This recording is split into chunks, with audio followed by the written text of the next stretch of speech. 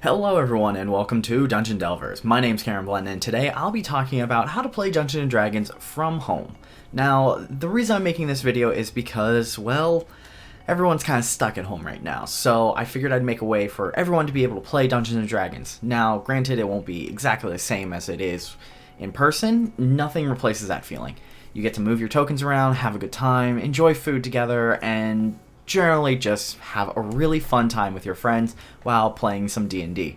Now, this way though, you can still play your games, get your story done, and still have a good time. Granted, you won't be able to share food, but with what's going on, I figure this is a really good time to have this video. So, first, let's get started. My first tip is use D&D Beyond. I personally use it for everything, and I play a lot of in-person and online games. So the reason I recommend this is because all your references are right there. You don't need to ask your Dungeon Master how to do something so they can take the time to look up something. You just click on it and there it is, or even just type it in the search bar. So if you need to calculate fall damage on if you need to make a risky jump or not, it's right there. And then there's even the new dice roller for Dungeon Master subscribers where you pay $5 a month to get special discounts, share content enablers, so that way if someone buys a book, everyone can share it in the campaign. My next tip goes out to the Dungeon Masters. If you want to save your homebrew campaigns and do everything in person, but you still want to play some D&D, have some fun, I recommend using the quarantine resources on D&D Beyond. Now, what are these? Well, D&D Beyond has actually started giving away adventure modules for free. Now, they're only temporary, but it's still a free adventure. It's like you're getting the book for free. All you need to do is go to D&D Beyond and then scroll over to the Quarantine Resources tab, click it, and then choose your campaign. There's the Frozen Sick, Wildmount Darkstar, the Sunless Citadel, the Forge of Fury, Dragon of Icespire Peak, and so much more just coming out as the time goes on. Personally, out of all the ones that have been released so far, I like the Sunless Citadel and the Darkstar campaign the best. Personally, I hope Curse of Strahd gets released. It is one of my favorite campaigns out of all of D&D. It has so much replayability that during quarantine, it's perfect. Now, granted, these games aren't going to stay free forever, so grab them while you can, enjoy them, and have a good time. Now for playing, there are several ways you can go about doing this. You can do Theater of the Mind, which is the Dungeon Master will explain things in high detail, including battles, and you have to keep track of everything in your head, as well as positioning and everything like that.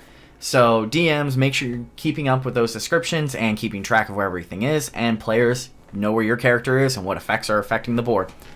Now, the other way to do this, in case there are more than like 3 players at a time, or if you need a swarm of monsters and it'd be hard to keep track, you can always use Roll20 or Fantasy Ground.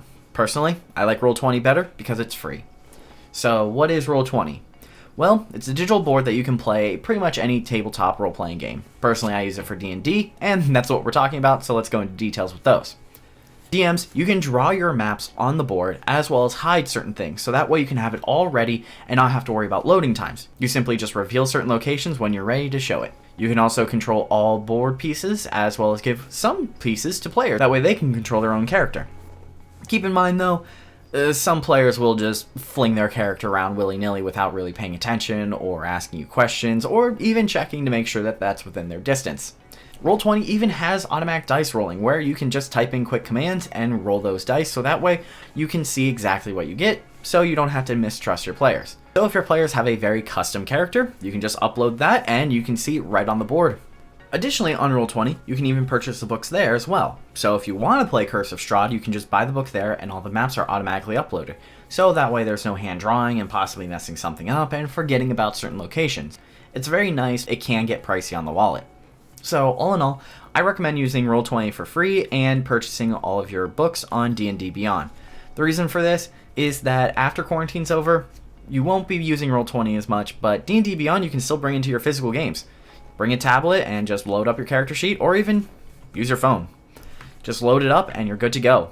You'll be able to throw away that paper and never have to worry about eraser marks, smudges, worrying about math. It'll have it all right there for you. Granted, you don't have to use the automatic roller that's on D&D Beyond now, but it's still nice to have just in case you forget your dice. The adventure begins. They were always beside. But what do you guys think? How have you been playing D&D during quarantine? What's your favorite campaign? Be that homebrew or an adventure module? Why don't you let me know by tweeting me at ZTVGoofingOff, and be sure you use that all-important hashtag, Dungeon Delvers. And until next time, I've been Cameron Linton. I'll see you guys later.